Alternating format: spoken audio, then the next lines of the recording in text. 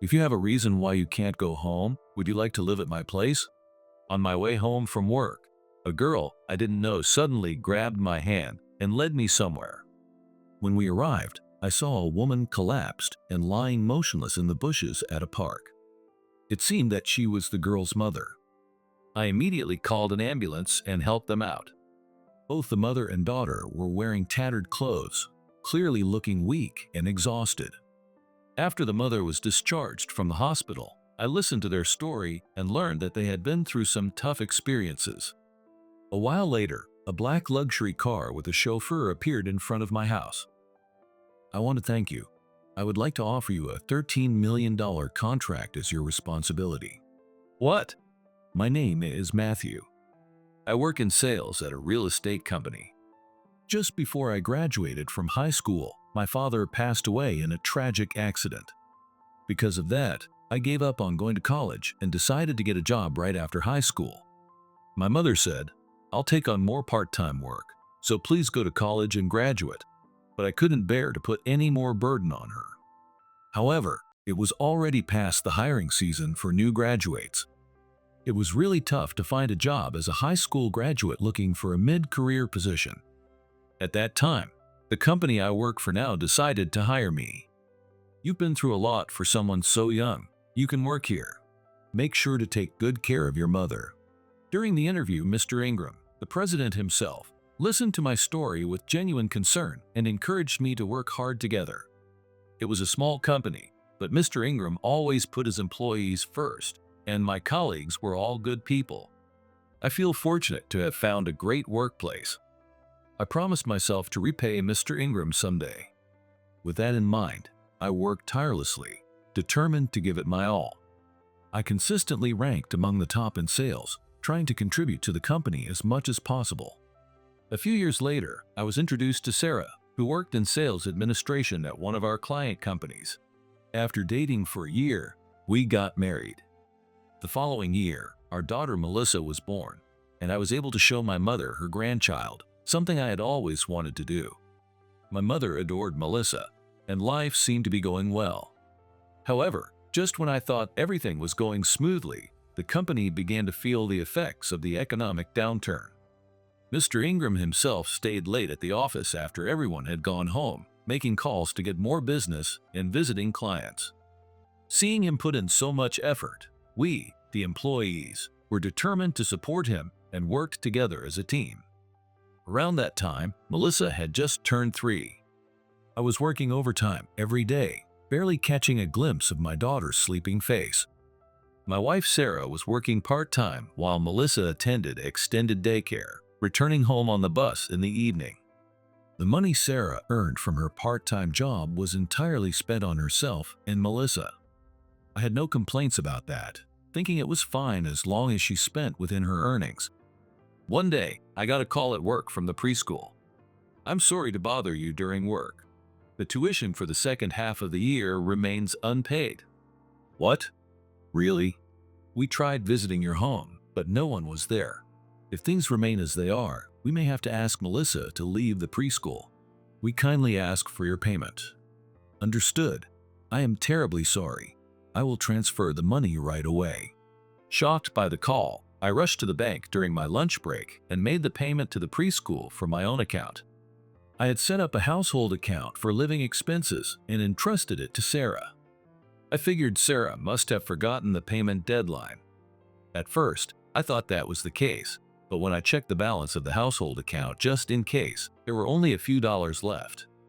The account that should have had plenty of money was almost empty.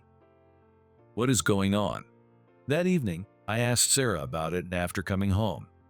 The preschool said the tuition wasn't paid, and they called my office. Most of the money from the household account had been withdrawn, but you didn't use it to pay, did you? "Oh, I'm sorry. I completely forgot. I already covered it, so please put that amount back into the household account later. By the way, isn't the rent and utility payment set up for direct debit? If you took out all the money, won't there be a shortage?" "Yeah, I need to put it back." Something about Sarah's hesitant response bothered me, but I didn't push any further. A few days later, I found a credit card statement from multiple companies discarded in the trash, and I was speechless. Several cards had been maxed out. At first, I thought it might be unauthorized use, but then I recalled Sarah's uneasy expression. No way. When I confronted Sarah as soon as I got home, she broke down in tears and admitted, I ended up overspending because I was stressed from handling everything alone. Sure, I had been focused on work and left the family matters entirely to her, so I couldn't deny some fault on my part. At that time, we promised each other to work through the debt as a couple. About a month later, that day, the deal wrapped up smoothly, and I finished work earlier than usual. When I got home earlier than usual, I immediately felt something was off. At that hour, Sarah was not supposed to be back from her part-time job yet. I unlocked the door and stepped inside, and the first thing I noticed was a pair of unfamiliar men's shoes at the entrance. As I walked down the hallway, I heard someone using the bathroom. A cold sweat started to trickle down my forehead. I quietly moved toward the living room and slowly opened the door. Sitting on the sofa, comfortably relaxed, was Sarah's back. "Oh, you're back early." Without turning around, Sarah greeted me. "Yeah, the deal wrapped up quickly, so I came straight home. Did you take the day off from your part-time job?" Hearing my voice, Sarah jumped up in surprise and turned to face me. "What? No way. Why are you here? More importantly, why are you dressed like that? You look pretty comfortable." I sighed as I looked at Sarah, who was still in her underwear. Realizing her attire, Sarah's face turned pale. "Oh, it's hot, and no one was home." Before Sarah could finish, a man's voice came from the bathroom. "Sarah, is something wrong? Who is in the bathroom?" "Wait, please, don't go in there." Sarah desperately tried to stop me as I headed towards the bathroom. Just then, a young man came out, wrapped in a towel, and stood right in front of me. It was a young guy. I had been cheated on by my wife. After that, a lot of truths came to light. The savings I had accumulated since our marriage for Melissa's future had been drained, and credit card bills under my name kept arriving from various companies. Fortunately, Sarah's parents were reasonable people, and they apologized to me countless times. We agreed that both Sarah and her lover would pay alimony, while Melissa's child support would be managed by Sarah's parents. Melissa, who knew nothing about the situation, naturally wanted to stay with her mother, so custody was given to Sarah. The end result of a father who kept working overtime, only seeing his daughter's sleeping face, turned out to be this. Sarah's parents promised to take full responsibility for raising their granddaughter, and I chose to part ways with my family. After the divorce was finalized, I had no idea what became of Sarah and her lover. Since Sarah's parents live far enough away that it requires a flight, it would be difficult for me and Melissa to meet.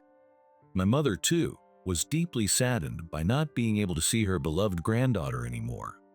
Half a year passed by in the blink of an eye. Currently, I have started taking care of a stray kitten I found in the park and named him Whiskers. I may never see my daughter Melissa again, but having Whiskers around helps ease the loneliness a bit. He makes me want to work hard and get home early.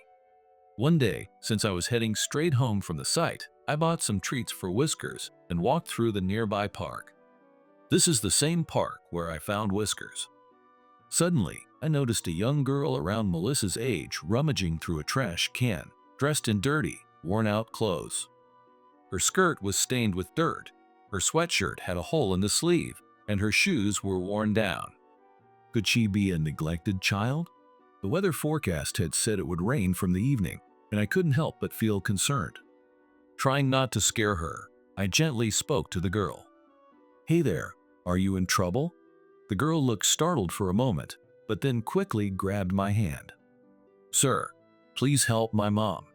Looking in the direction the girl pointed, I saw a woman collapsed in the bushes. "Mom!" "Huh, is she your mother?" The girl nodded repeatedly. I rushed over and found the woman lying limp, unresponsive even when I spoke to her. Her hair was dry and disheveled, her clothes filthy and tattered. What on earth happened to this mother and daughter? Thinking that, I quickly called an ambulance. 10 minutes later, the ambulance arrived at the park. "Please come with us, sir." Encouraged by the paramedics, I ended up accompanying them to the hospital. As I waited in the lobby with the girl, we were eventually called into the examination room. When I entered the room, I felt the cold stares from the nurses. The doctor had the girl sit in front of him, checking her tongue and eyelids lightly before rolling up her sleeves to inspect her arms. Then he glanced at me from head to toe, as if sizing me up. This is bad. They definitely think I'm some abusive father. It was clear from their uncomfortable stares that they suspected I was the one mistreating this mother and child. Your daughter also seems malnourished. Meanwhile, you look perfectly healthy. The doctor's sarcastic tone left me at a loss for words. Your wife is suffering from malnutrition and exhaustion. Also, there are some concerning bruises. She won't be able to go home, so she will stay in the hospital overnight. Understood. Thank you for your help. The woman, now moved to a hospital room, remained asleep. I couldn't decide whether I should report this to the police immediately or wait until the woman woke up. Almost as if sensing my hesitation, the girl looked up at me with pleading eyes. If I go to the police, what will happen to this girl? Would she be separated from her mother and sent back to her father? Would you like to come to my place for now? Your mom will stay here for the night. I decided to leave the choice up to her. If she seemed reluctant, I could always consult the police. However, contrary to my expectations, the girl nodded. All right, let's go together. Looking relieved, the girl took my hand. Tomorrow morning, let's come back to see your mom, okay? I wrote a note saying I was taking care of the girl and placed it by the woman's pillow. I called a taxi, and the two of us got in. Suddenly, the girl's stomach growled loudly. Sounds like you're hungry. Is there something you'd like to eat? Hamburg steak. Got it. Tonight's dinner will be Hamburg steak. Will you help me cook?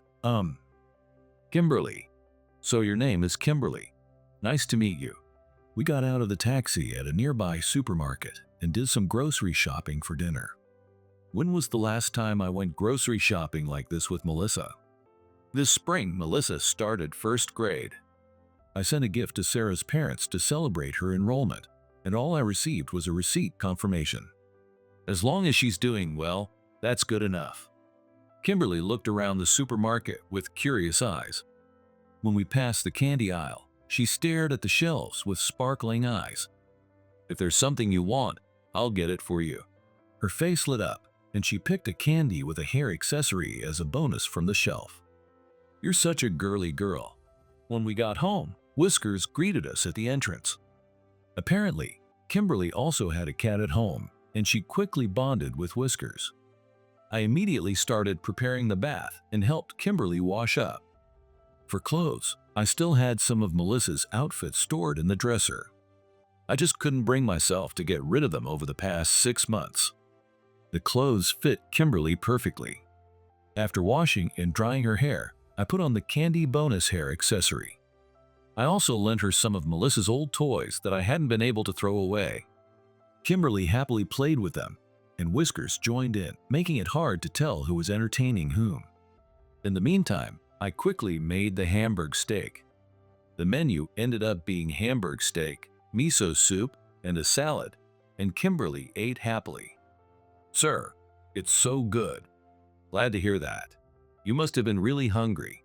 Yeah, we didn't have much food yesterday, and my mom couldn't eat either. I see. Eat as much as you want today. Your mom will get meals at the hospital, so don't worry. Seeing Kimberly reminded me of Melissa, and it hurt my chest. That night, Kimberly and I slept together in my bed. The next morning, I informed my workplace that I needed to take a day off and took Kimberly to the hospital. Kimberly. As we entered the hospital, Kimberly's mother was awake. Seeing her daughter, she quickly sat up. Mom! Kimberly rushed into her mother's arms, and she hugged her tightly. I couldn't help but think of my own daughter. After a moment, Kimberly's mother gently pulled away and bowed to me. Thank you so much for being kind to us, complete strangers. No need to thank me. My name is Matthew. May I know your name? I'm sorry for the delay. My name is Mia, and this is my daughter, Kimberly. Mia, The doctor said that they need to keep you in the hospital for another 2 or 3 days for observation. I'll take care of Kimberly during that time, so please rest without any worries." When I said that, Mia looked relieved. I wasn't sure if it was because the police hadn't been involved or because she felt assured that her daughter's needs would be taken care of for now. Kimberly quietly sat by her mother, looking at the picture book I brought and folding origami papers, behaving well even in the hospital. While Kimberly and her mother were at the hospital, I called my company to take care of the handover for the work I missed. In the afternoon, Mia had her rounds and tests scheduled, so Kimberly and I decided to head home. When it was time to part with Mia, Kimberly looked sad, which made me feel sorry for her. Trying to sound as cheerful as possible, I asked, "What do you want to eat today?" "Curry with rice," she replied enthusiastically. We stopped by the supermarket to buy mild curry for kids, and when we got home, Kimberly immediately started playing with Whiskers. Whiskers had always been a comfort to me, and it seemed he was the same for Kimberly. While the two played happily together, I started cooking. After that, I gave Kimberly a bath, dried her hair, and we ate the curry with rice together. That night, as I was reading her a picture book before bed, I heard small, steady breaths next to me. Kimberly had fallen asleep, curled up with Whiskers by her side. I couldn't help but chuckle at myself for doing the things for Kimberly that I never got to do for Melissa. Regret crept into my heart as I looked at Kimberly's peaceful sleeping face, feeling a mix of emotions before closing my own eyes. The next day, Mia was discharged from the hospital. Since she had nothing with her, I paid the hospital bill in advance. Mia tried to refuse many times, but when I said it was for Kimberly's sake, she reluctantly accepted. Since Mia didn't have health insurance, I had to cover the medical expenses out of pocket, which was an unexpected cost. I managed to pay with my credit card. "Mia, do you have anywhere to go after you're discharged?" Right after leaving the hospital, I asked her. She seemed hesitant to answer, clearly deep in thought. "Are you planning to go back to being homeless?" "Well," when I asked, Mia showed a pained expression. Beside us, Kimberly smiled innocently. "For Kimberly's sake, I have a suggestion. If you don't have anywhere to go, why not stay at my place for a while? Once things settle down, you can visit the welfare office or reach out to any family you may have. Until then, you're welcome to stay at my house." Mia remained silent, seemingly caught in an internal struggle. She lowered her gaze, unsure of what to say. "But I can't keep imposing on you. I want to stay at his house. I hate sleeping on the park bench. It hurts, and when it rains, I get soaked. If my own daughter were living like that." I couldn't bear the thought. Kimberly's right. At my place, at least you'll have a roof over your head and a bed to sleep in. After much deliberation, Mia finally seemed to accept for Kimberly's sake. She bowed deeply to me. "Then, I'm truly sorry for the trouble. May we stay with you?" Of course. With Mia and Kimberly moving in, I no longer had to take time off work. I informed my office that I would be back the next day. While Mia and Kimberly took a bath, I prepared Kimberly's favorite fried chicken for dinner. The once lonely house now felt balanced again, just like when it was me, Sarah, and Melissa. A house that used to feel too spacious for one person now felt just right for three. Whiskers also seemed to have taken a liking to Mia, which was reassuring. "Wow, so cute." He purrs when I scratch under his chin. Whiskers gets along with me too. Watching them interact made me smile. The next morning, Mia, who woke up earlier than I did, tried to help make breakfast. However, it quickly became apparent that she wasn't good at cooking.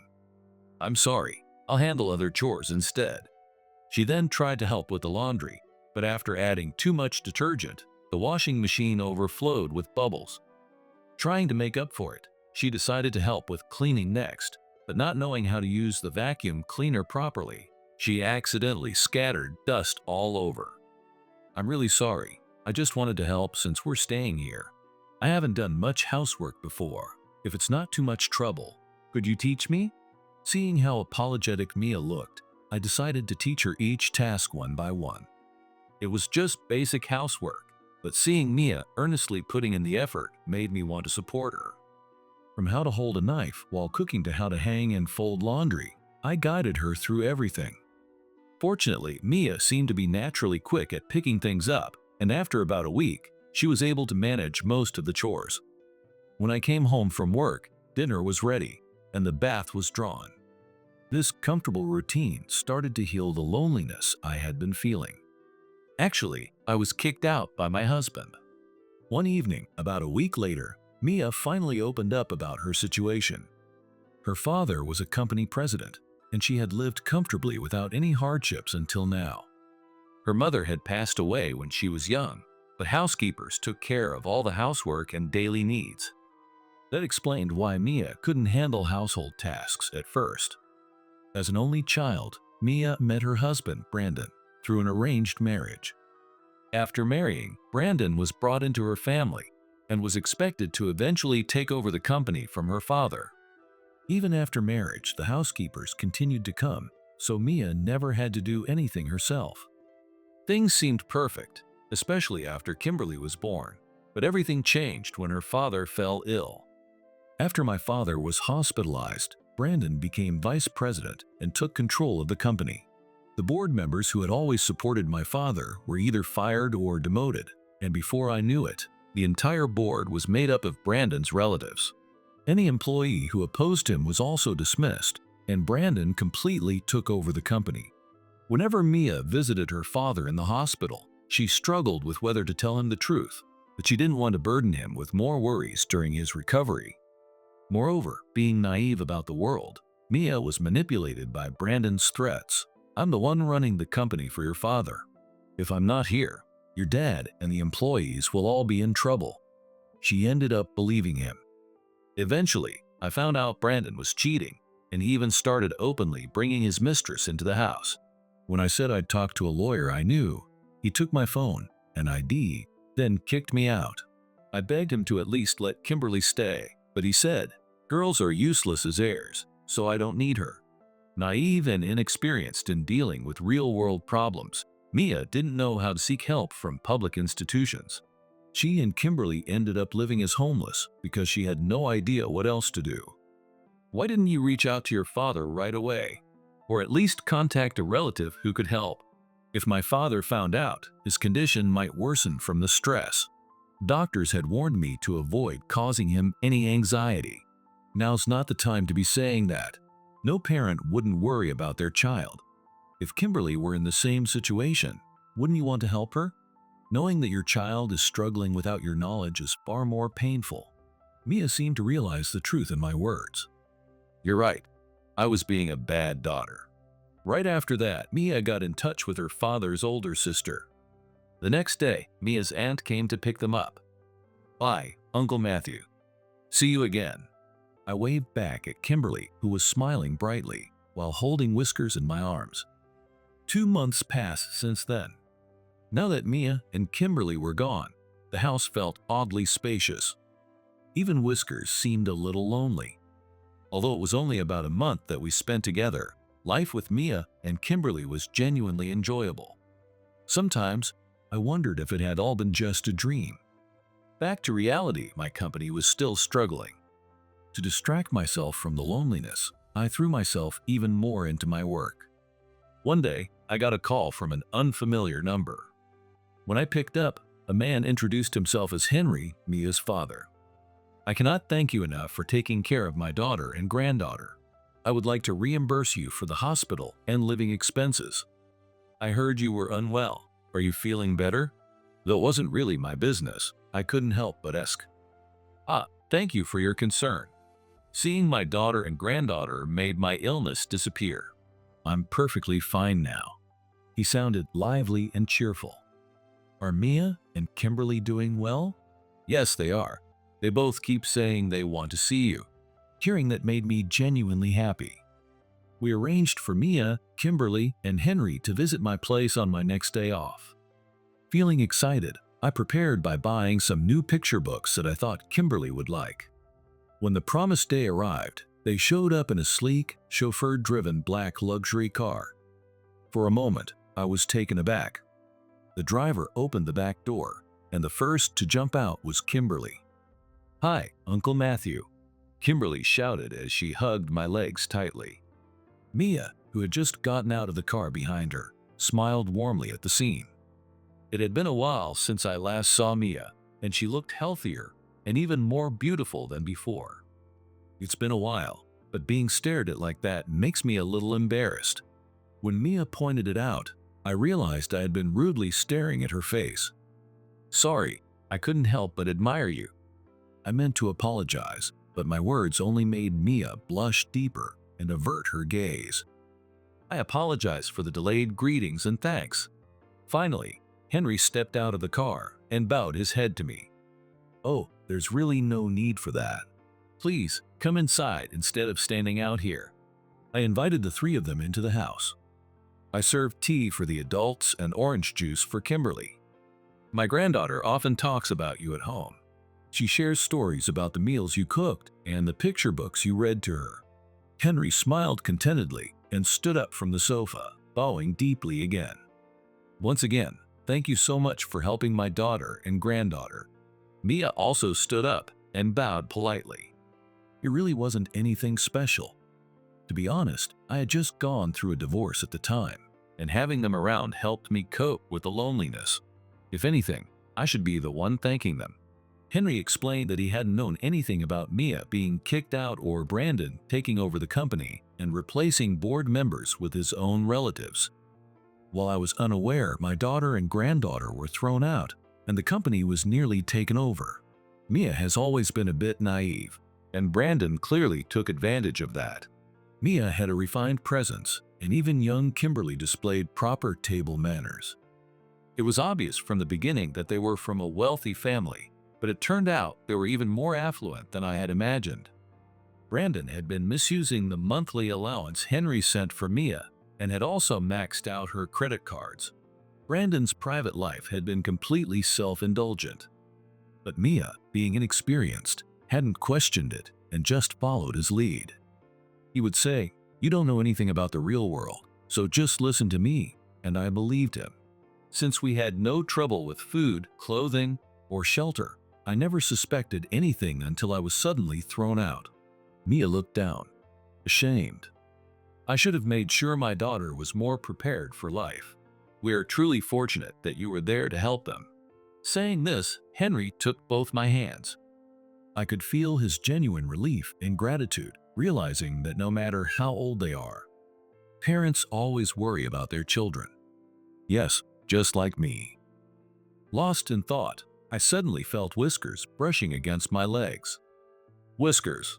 Kimberly reached out, and Whiskers immediately snuggled up to her. Whiskers really liked playing with Kimberly, didn't he? Mia looked at her daughter with a gentle, motherly gaze. Mia told me that the divorce with Brandon had been finalized, and with Henry's health recovered, they managed to reclaim the company. Brandon and his relatives had been ousted, and Mia was now training under her father to eventually take over. I still have a lot to learn about the real world, though. Henry, who had been watching with a warm expression, handed me an envelope. "Here's the amount for Mia's hospital bills, as well as the cost of food and utilities while they stayed with you. If it's not enough, please let me know." When I checked the envelope, I was startled by the amount because it was far more than I expected. "This is way too much." I tried to hand it back, but Henry stopped me. "Please accept it. I wouldn't feel right otherwise. Let me properly thank you." However, I only accepted the amount I had paid up front for the hospital fees and politely returned the rest. "If it's all right with you, could Kimberly come over to play with Whiskers sometimes?" I asked Henry, who still wasn't satisfied.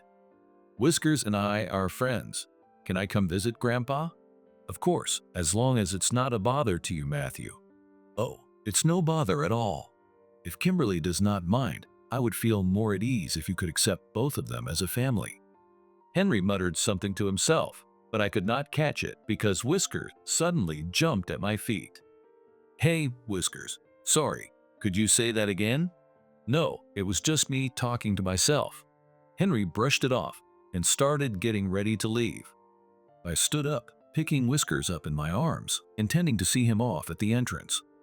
"Is it really okay if I come to visit with Kimberly?" Just before getting into the car, Mia stopped and looked back at me. Of course, I'll be waiting. After that, I was still buried in work. I wanted to secure even one contract to repay Mr. Ingram's kindness. Just as I was about to head out for my usual sales rounds, my boss called me over. I got a call from Thompson Corporation. They're considering purchasing an entire apartment building as company housing, and they want us to find a good property. They requested you specifically. Why would they give such a big job to me?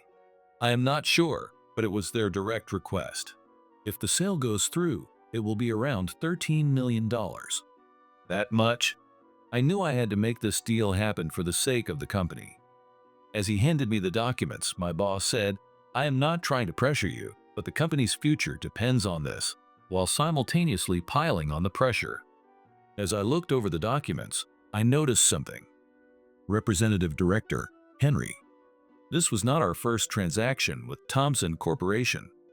As a major company involved in various businesses, they occasionally signed large contracts with us. Since Stevenson is not an uncommon surname, it never crossed my mind, but I realized for the first time that it was Henry's company. Mia really is the daughter of a big company president. When I made an appointment and went to Thompson Corporation, I was directly escorted to the president's office, unlike usual. Mia's father, Mr. Stevenson, greeted me with a smile. Since it is unusual for an ordinary salesperson to be invited to the president's office, I got a lot of curious stares on my way in. "Thank you for taking the time. I have brought some documents regarding the requested property." Mr. Stevenson carefully examined every detail of the materials I had prepared. Then he asked me a few questions. After I answered them all, he nodded in satisfaction. "I did not mean to scrutinize you like that. I just wanted to see for myself. As a small token of my gratitude, I wanted to tell you that I invited you here with the intention of finalizing the contract with you. Also, your documents were well organized, and your responses were precise. I can see that you are quite capable. I am honored." It felt like I was being interviewed for a job. No, I had no intention of evaluating your work. I apologize if it seemed that way. Now, to the main point. Mr. Stevenson paused and gave some instructions to his secretary. The secretary made a call somewhere, and a few moments later, there was a knock on the office door. "Excuse me." It was Mia. Now that I think about it, she did say she was studying at her father's company. When Mia saw me, she gave a slight bow and a gentle smile before turning back to Mr. Stevenson. "Did you need something, Mr. Stevenson?" Speaking in a composed tone, Mia seemed completely different from how she appeared in the park. "Mia, I want you to listen to this as well." "Understood." Mia sat down next to Mr. Stevenson. "Matthew, what do you think of this company?" "Yes, the sight of so many employees working efficiently is impressive and shows the company's dynamism." "I see. In that case, how about marrying Mia, becoming part of the family, and taking over the company?"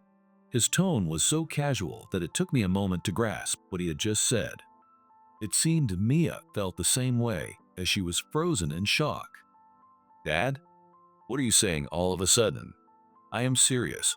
Kimberly likes him more than I expected.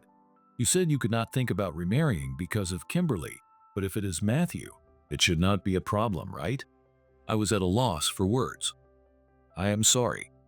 When I managed to force out those words, Mia looked as if she was about to cry. Seeing that, I hurried to add more. "I owe my current company and Mr. Ingram a great deal. When my father passed away, they took me in, even though I could not go to college. As just an employee, there's only so much I can do, but I still want to do my best at my current company." After silently listening to me, Mr. Stevenson sighed with a hint of disappointment. "Well, I suppose I have no choice. I will give up on you taking over my company. But I feel confident that I can entrust both my daughter and my granddaughter to you. In that case, I will give Mia away to you, so please become part of our family." With that, Mr. Stevenson bowed his head. My mind went blank from the suddenness of it all, and before I knew it, I blurted out, "If you are okay with me." After realizing what I had said, I quickly glanced at Mia to see her reaction. When our eyes met, Her face flushed bright red. Mr. Stevenson gave a satisfied smile, saying, "Well, well, that is wonderful. Thanks to Mr. Stevenson, our company managed to overcome its financial difficulties. Moreover, Mr. Stevenson even offered to gift us a new house to live in as a family of 3, which ended up with me selling my own house. The new house came with a cat tree, and our cat Whiskers looked quite pleased. When I told my mother that I was remarrying a young lady with a child, she worried, saying, 'Are you sure there is not some mistake?' But as soon as she met Mia and Kimberly, they hit it off immediately. My mother, who had been devastated after losing her grandchild, now cherishes Kimberly as if she were her own granddaughter. In this way, I finally managed to repay a little of the kindness shown to me by both my company and my mother. 20 years have passed since then. You know, there's something that surprised me the most when we first got married. When I said that to Mia, who was in the kitchen, she looked at me curiously while carrying a tray filled with delicious homemade dishes. Why bring that up all of a sudden? Back when we got married, I was a better cook. But after getting married, your cooking became professional level. Not just cooking, but also laundry and cleaning. You've gotten so good at taking care of the house. How rude. I worked hard, you know. I asked the housekeeper to teach me, and I even went to cooking classes. While Mia was learning leadership skills as the heir of a major company, I kept working at my own job, and together we raised Kimberly. Today is the day Kimberly is bringing her boyfriend over for the first time. Maybe we should have invited Grandpa too? Please don't. If both parents and a grandparent show up all at once, he will get intimidated. Dad, make sure to be nice to him, okay? Her boyfriend comes from a regular family.